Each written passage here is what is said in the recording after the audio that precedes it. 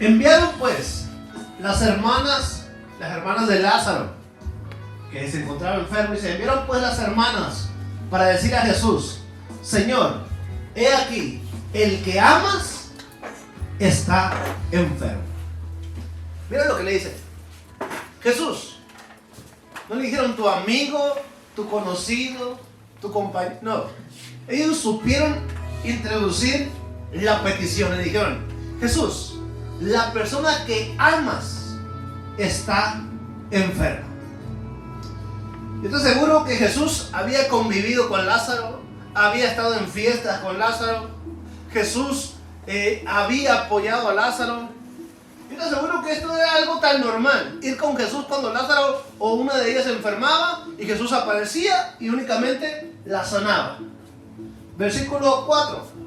Oyéndolo, Jesús dijo: esta enfermedad no es para muerte, sino para la gloria de Dios. Atentos. Jesús dice: a ver, tranquilos, yo sé que Lázaro está enfermo, pero quiero decirles algo. Esta enfermedad que está pasando Lázaro no es para muerte, sino que para la gloria de Dios, para que el Hijo de Dios sea glorificado por ella. Y amaba Jesús a Marta, a su hermana y a Lázaro. Y cuando oyó pues que estaba enfermo, salió corriendo a sanarlo. Que es lo que todos quisiéramos. Cada que le pedimos a Dios algo, que Dios venga apresurado a manifestar lo que le pedimos. Solo que Jesús, en vez de ir a sanar a su amigo que amaba, decidió retrasar, decidió esperar, decidió que no iba a ir a sanar a su amigo. Se quedó 2 días más en el lugar donde estaba. Imagínate el corazón de María y Marta, acostumbrados a convivir con Jesús, que Jesús no haya atendido la petición. ¿Cómo iban pensando ellas? Pero si no se tratara de una fiesta, Jesús, allá ibas a andar con Lázaro. Si no se tratara de ir a comer pescado, allá ibas a andar con Lázaro. Y ahora cuando Lázaro te necesita, decides no ir. Yo creo que cualquiera hubiéramos pensado eso. Pues María y Marta se encontraban en una situación complicada en su corazón. Jesús decidió que no era el momento para atender su petición. ¿Alguna vez te has sentido así? Que le has pedido algo a Dios y sientes que Dios no ha intervenido en el momento. Pues aquí está una historia que nos muestra que Dios no interviene siempre, porque hay momentos que sí. No interviene siempre en el momento esperado. Pero lo que sí te dice Dios, que lo que estás pasando no es para muerte, sino que para que el Hijo de Dios sea glorificado en esa situación. Entonces, esta enseñanza se titula: Dios nunca llega tarde. ¿Cuántos saben eso? Dios nunca llega tarde. Pero no estamos acostumbrados al Señor, lo necesito, es urgente, manifiéstate ahora. Y creemos en los milagros, creemos en la manifestación al instante de Dios. Pero ¿qué pasa cuando no se manifiesta en el momento que nosotros queremos? He orado por muchísima gente. Los últimos milagros, así que me ha quedado asombrado. Esa niña que les he contado, una niña de 10 años que tenía un problema en su corazón, que dejaba de latir y ya se desvanecía. Y el médico, casi todos muy seguidos se desvanecía, y el médico le dijo que es una enfermedad incurable. Y aquella niña miraba, ella dice que yo miraba los videos de usted, pastor, en las redes sociales, miraba cómo sanaban a los enfermos. Yo le dije: mamá, llévame con ese pastor. Y la niña llega un día y me dice, pastor, ore por mí. Oré por ella y cuando oré, en vez de sanar, se desvaneció. O venía para no desvanecerse cuando yo oré por ella. Dije. Pero ella se levantó con una fe, con una certeza. Dijo, ay, mamá, yo sé que Dios me sanó. Pasaron los meses porque el médico tenía que comprobar. Pasaron 4 meses. Cuando el médico le hizo los estudios nuevamente, preguntó a su mamá cómo va la enfermedad. Tiene 4 meses que no se desmaya. 4 meses. El médico le hizo los estudios, le revisó todo el corazón, revisó todo. Dijo, es una locura lo que acaba de pasar, señor. La enfermedad es incurable y ya su hija está curada. ¿Qué pasó? Le dice la señora. Pues mi hija fue con un pastor que orara por él, por ella, y sanó. Entonces yo creo que hay milagros al instante. Pero también he orado por otras personas por la cual tienen fe. Yo tengo fe en orar por ellas, pero no han sanado. Entonces la pregunta es, ¿qué sucede en nuestro corazón cuando no recibimos lo que esperamos en ese momento? ¿Caminaremos como la iglesia primitiva? ¿Caminaremos como Pablo diciendo, no, mantengámonos en la fe sin fluctuar? ¿O nos llega el desánimo? ¿O nos llega la tristeza, el doble ánimo, el dejar las cosas de Dios?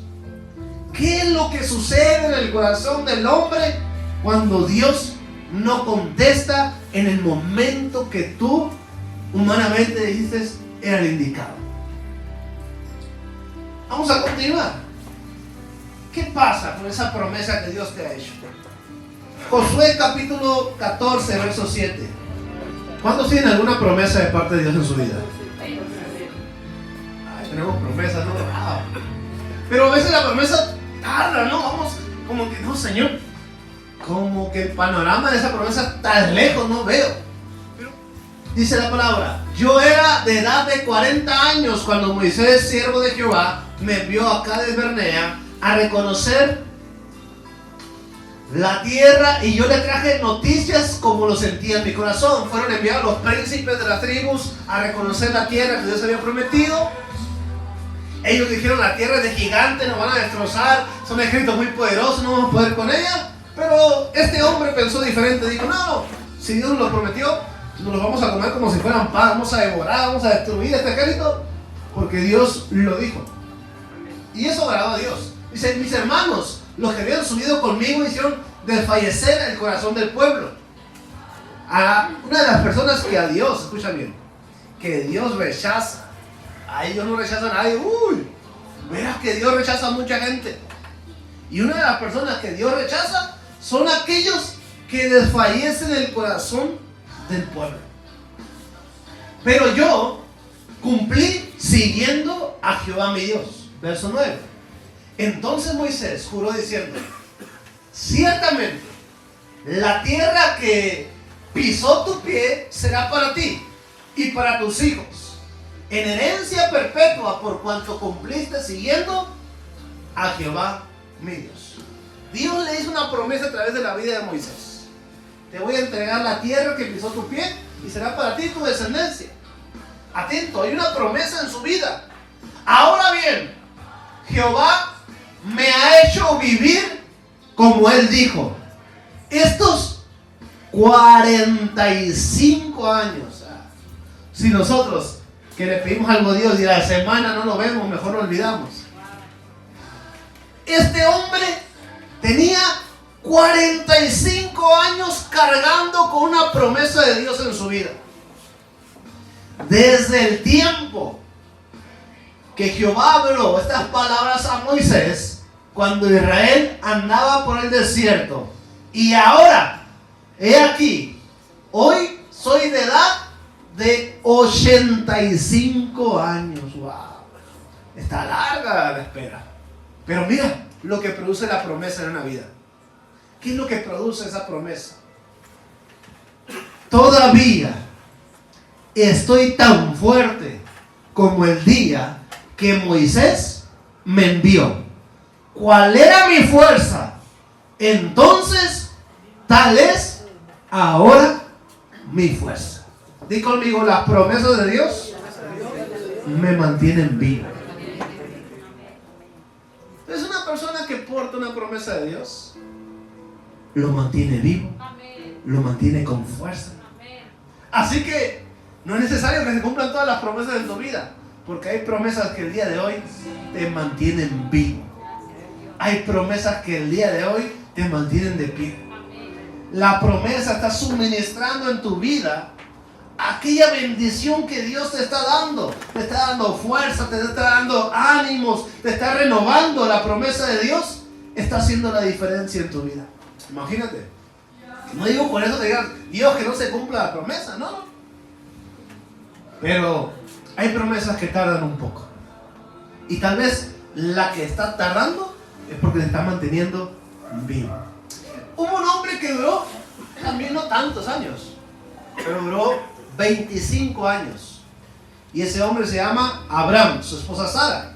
Si vamos a Génesis capítulo 20, versos 17 y 18, vamos a ver cómo Abraham y Sara estaban atravesando momentos tan complicados porque ellos portaban una promesa de Dios que los podría avergonzar delante de la gente. Escucha, hay promesas de Dios que tal vez te pueden avergonzar delante de los hombres. Imagínate que Dios me prometa ser un empresario y no traer ni un peso en la bolsa. Es como que todo lo contrario a lo que Dios me prometió. Imagínate que Dios le prometió a Abraham una descendencia tan numerosa que sería como las estrellas y como la arena en el mar. Y Abraham y Sara eran estériles, no podían tener hijos. Y todavía Dios le cambia el nombre a Abraham, que significa padre de multitudes. Entonces, una pareja que no podía tener hijos. Imagínate cuando Sara le hablaba, le gritaba, padre de multitudes, ven para acá. Y no podía tener hijos. Pues ellos portaban una promesa, que tal vez esa promesa los avergonzaba delante de los demás. Y mira lo que ellos atravesaron. Entonces Abraham oró a Dios, y Dios sanó a Abimelech y a su mujer y a sus siervas, y tuvieron hijos. Verso 18. Porque Jehová había cerrado completamente toda matriz de la casa de Abimelech a causa de Sara, mujer de Abraham. Mira, todavía que no podían tener hijos, que portaban una promesa, que ellos comentaban a la gente que Dios les prometió que su descendencia iba a ser incontable. Todavía ellos eran enviados por Dios para orar por personas que no podían tener hijos. Y cuando ellos oraban por los que no podían tener hijos, todavía sanaban. Eso sí era más complicado. Imagínate, portaban la promesa de Dios, oraban por los que tenían el mismo problema que ellos, pero la gente sí sanaba y ellos no. Pero pasados 25 años, que sería el siguiente versículo, que sería el siguiente capítulo, sucedió algo. Cuando ellos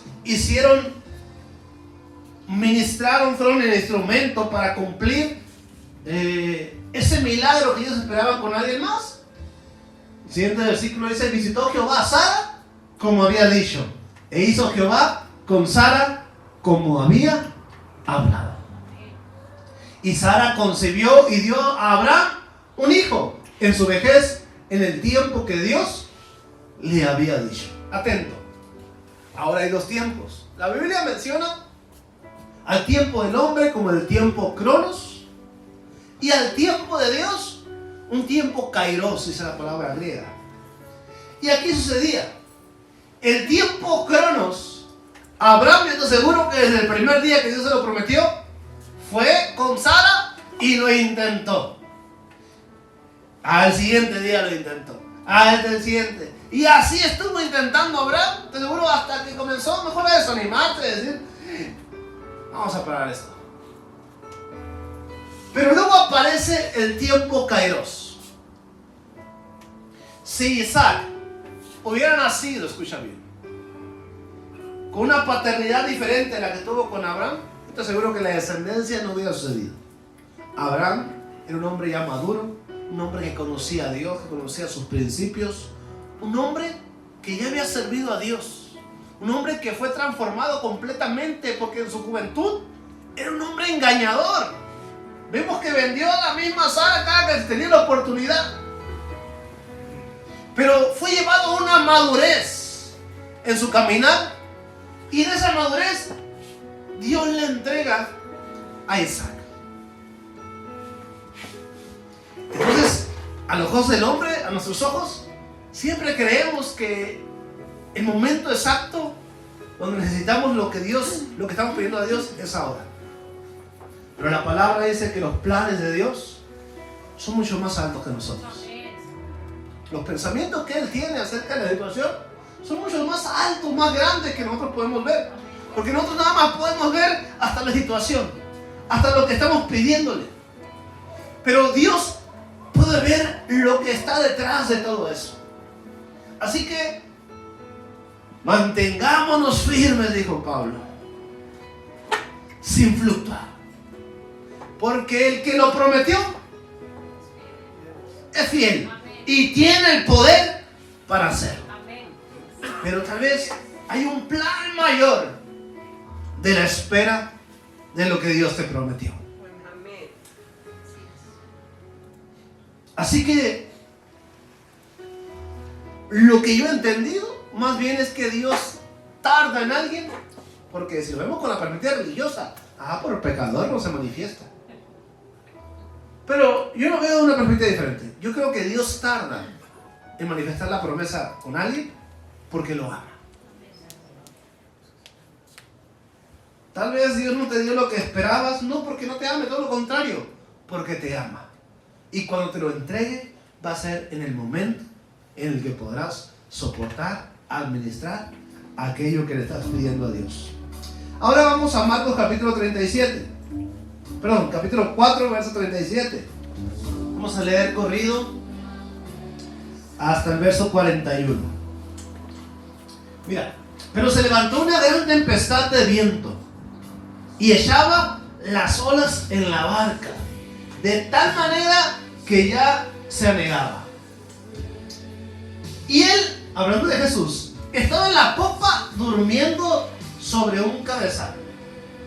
La historia nos dice que Jesús estaba viajando con sus discípulos, pero Jesús era como los malos copilotos que me cargo yo aquí en los viajes de Hermosillo. Te vamos a platicar. No me dejes manejar sin platicar porque me voy durmiendo. No, sí. Por ejemplo, mi esposa me dice, no, yo te voy a acompañar, necesito sacar plática. Salimos de Obregón a los 5 minutos. Uno menos. Dormida ya bien. Entonces dije, me voy a llevar a Jaré, me voy a llevar a mí. Jaré aguanta 10 minutos saliendo de Obregón. Qué buenos copilotos. No da cuenta que Jesús fue así. Jesús salía de viaje y a dormir. Ay, qué todo dar a esas personas, ¿no? Yo creo que tanta la paz que sienten que... Y uno viene así como que cuidando todo. Pues Jesús salió de viaje y decidió subirse y a dormir. Pero en ese momento Jesús dormía, venían las olas, los vientos y el barco estaba a punto de hundirse. Y le despertaron. Pero ¿quién sería ese valiente que se atrevería? Yo no hubiera sido. Estoy seguro que yo no hubiera sido. Hubiéramos mandado decían por ahí, al más tontito, despierta a Jesús. Era tan atrevido que ni siquiera fue registrado el nombre del valiente que despertó a Jesús. Pero antes de despertar a Jesús, eran hombres de fe. hombres que conocían la palabra. Estoy seguro que ellos clamaron a Jehová. Jehová, ayúdanos, detén este viento, detén estas olas para que no muramos. Y oraron y clamaron, y al ver que su oración nada más no era escuchada aparentemente, pues ni modo, hay que despertarlo. Dice, y le despertaron. Y le dijeron, maestro, ¿no tienes cuidado de que vamos a morirnos? ¿Mira? ¿Cómo se atrevieron a decirle a Jesús? Tal vez le hemos dicho a Dios eso, ¿no? ¿Por qué no me lo diste? ¿Que no tienes cuidado? ¿No te importa lo que me está pasando, Dios? Lo mismo pasó ahí. Y levantándose, Jesús se levanta, reprendió al viento y dijo al mar, calla, enmudece. Y cesó el viento y se hizo grande bonanza. Y les dijo, ¿por qué estás así de amedrentados? ¿Cómo no tienes fe? Entonces temieron con gran temor y se decían el uno al otro, ¿quién es este que aún el viento y el mar le obedecen? Entonces, si Dios hubiera contestado la oración de los discípulos en el momento que ellos creían que tenía que ser contestado, ellos no podían conocer una cara de Dios o una cara de Jesús que no conocían. Después de que Él se levanta, hace enmudecer el viento y el mar, los discípulos dijeron, wow, ¿quién es este que el propio mar y los vientos lo obedecen? Así que yo quiero decirte de parte de Dios esta noche que si Dios no ha contestado en el momento que tú querías, tranquilo, hay un plan divino detrás de todo esto en el que tú vas a decir, wow, conocí una cara de Dios que yo no conocía. Así los discípulos no fueron escuchados en el momento que ellos quisieron, porque iban a conocer una cara de Jesús que ellos no conocían. Entonces, vamos a avanzar. Vamos a volver a aquella historia. Aquella historia donde estaba Marta y María, y Jesús decidió no ir a orar por su amigo. Vamos a Juan 11:11, vamos a leer corrido hasta el 18. Jesús decidió no ir, y estando con sus discípulos comenzó a platicar. Dicho esto, les dijo después, nuestro amigo Lázaro duerme, mas tranquilos, voy a ir a despertarle. Dijeron entonces sus discípulos, Señor, pues si duerme va a sanar. Pero Jesús decía esto de la muerte de Lázaro. Imagínate, Jesús está diciendo, ya se petateó. Lázaro ha muerto. Y ellos pensaron que hablaba de reposar del sueño. Entonces Jesús les dijo claramente, a ver, sin rodeos, Lázaro ha muerto. Imagínate el impacto en el corazón de los discípulos. Ha muerto.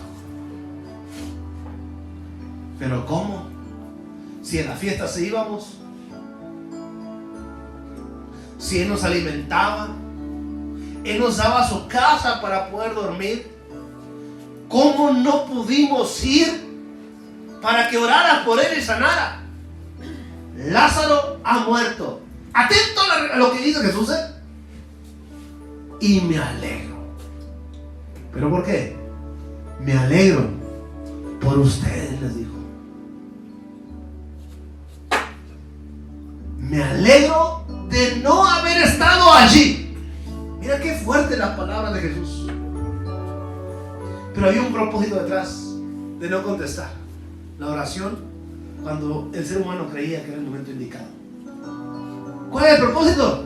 Me alegro de no estar ahí para que creas. Ellos estaban a punto de que su fe fuera aumentada mucho más.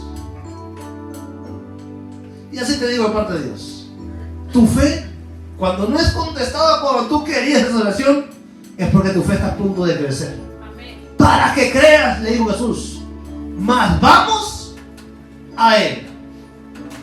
Dijo entonces Tomás, que era el incrédulo llamado Dídimo, a sus discípulos, vamos también, mira qué falta de fe, vamos también nosotros para que muramos con Él.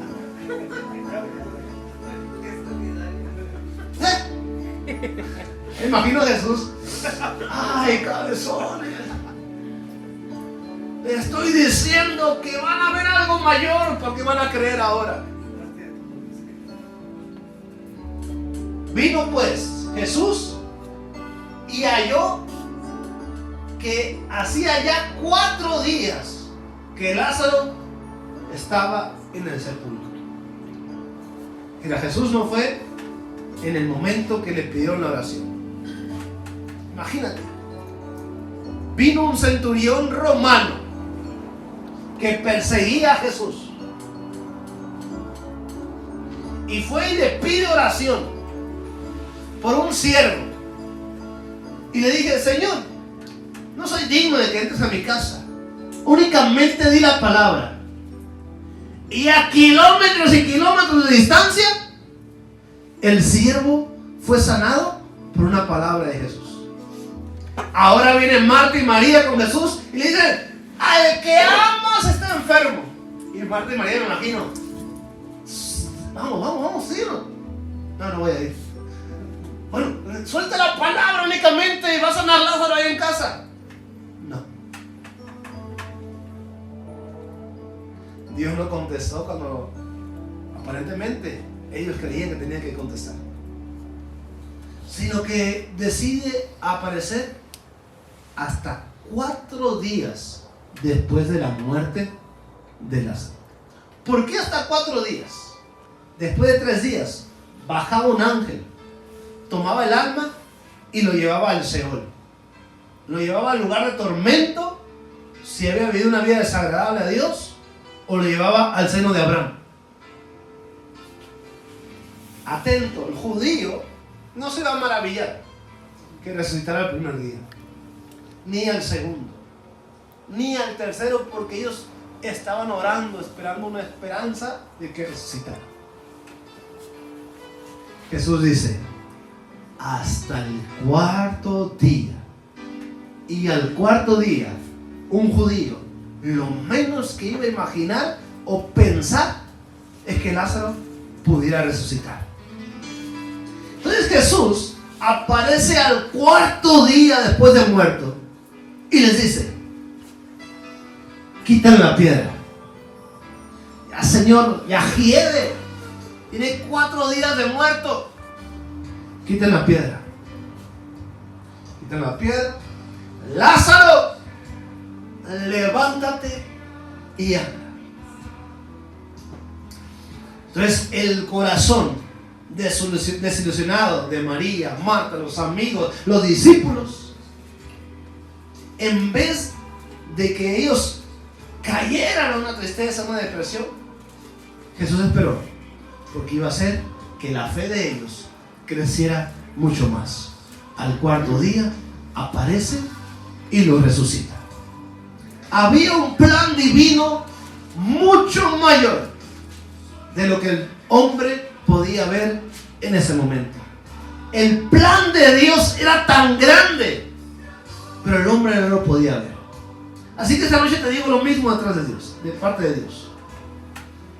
Lo que tú le pides a Él y no lo ves concretado en el momento que humanamente tú decías, ahora era cuando yo lo ocupaba a Dios, yo te aseguro que hay un plan mucho mayor detrás de esa promesa que Dios va a cumplir en tu vida. Dios está a punto de extender tu fe a algo mayor. Él nunca llega tarde. Jesús siempre llega a tiempo. ¿Cuántos lo creen? Dios siempre llega a tiempo. Así que este 2025 yo creo que es un tiempo de promesas cumplidas de Dios. Tal vez viviste un 2024 esperando, luchando, clamando, queriendo ver la manifestación de Dios sobre tu vida y no lo viviste, no lo viste. Vino desánimo, vino tristeza, quise tirar la toalla, arrojar todo. Pero hoy quiero yo refrescar tu fe. Quiero volver a encender la llama de la fe en ti y decirte, cuando Dios no llega en el momento que tú creías, es porque hay un plan mucho mayor detrás de Él. Él te ama tanto que va a esperar el momento indicado para la manifestación de tu promesa. Quiero que vayamos a Génesis capítulo 2, verso 5. Dice la palabra: toda la planta del campo antes de que fuese en la tierra, y toda la hierba del campo antes que naciese, porque Jehová Dios aún no había hecho llover sobre la tierra, ni había hombre para que labrase la tierra. Recuerda, dice la Biblia que no había hombre para trabajar la tierra. Verso 7. Entonces Jehová Dios formó al hombre del polvo de la tierra y sopló en su nariz aliento de vida, y fue el hombre un ser, mala traducción de Reina Valera, fue el hombre un alma viviente. Entonces había un problema. Nadie podía trabajar ni sembrar porque no había hombre en la tierra para que lo hiciera. Aparece el hombre en el versículo 7. Mira el versículo 8. Y Jehová Dios plantó un huerto. Si ya había hombre para labrar, dice la Biblia que no había hombre para labrar. Adán aparece en escena, fue formado por Dios. Y ahora dice la palabra que ya está el hombre en la tierra. Lo normal sería que el hombre sembrara el jardín, que plantara el jardín. Pero ¿qué dice la palabra? Y Jehová Dios plantó un huerto en Edén al oriente y puso allí al hombre que había formado. Así que yo quiero declarar para ti este año que Dios te va a poner en ese jardín que plantó para ti. ¿Qué representa esto? Dios ha planeado, ha plantado un jardín para cada uno de nosotros. ¿Qué es el jardín? Es el lugar al que tú llegas por favor y por gracia de Dios. Un lugar que era dispuesto para prosperar, para restaurar a tu familia. Es el tiempo del cumplimiento de las promesas de Dios en tu vida. Vamos ahora a Marcos capítulo 14, verso 14. ¿Y dónde entraré? Decid al Señor de la casa. El maestro dice: ¿dónde está el aposento donde he de comer la Pascua con mis discípulos? Verso 15. Y él les mostrará un gran aposento alto, ya dispuesto, preparad para nosotros allí. Dice la Biblia que Jesús llevaba a sus discípulos a un lugar que ya estaba preparado. Sus discípulos nada más llegaban y disfrutaban de ese lugar. Así yo quiero declarar este 2025, que levante su mano derecha al cielo. Yo quiero declarar este año que Dios va a llevar tu vida y tu familia a un lugar que ya está preparado, a un tiempo que ya está preparado de Dios. Él siempre dice sí y amén a lo que ha prometido. Pero el tiempo de la manifestación está por llegar a tu vida. Declaro que este es el año en el cual todo lo que has pedido, lo que has clamado a Dios, se hace manifiesto. Los discípulos necesitaron ver la cara de Jesús que no conocían, que Él tenía poder aún sobre la muerte. Y así tú vas a ver con Dios este año una cara que no conocías de Él. Él te quiere sorprender. Así que dale un aplauso a Dios, le damos gracias por esta palabra que Él ha traído a nuestras vidas. Un año de bendición y manifestación.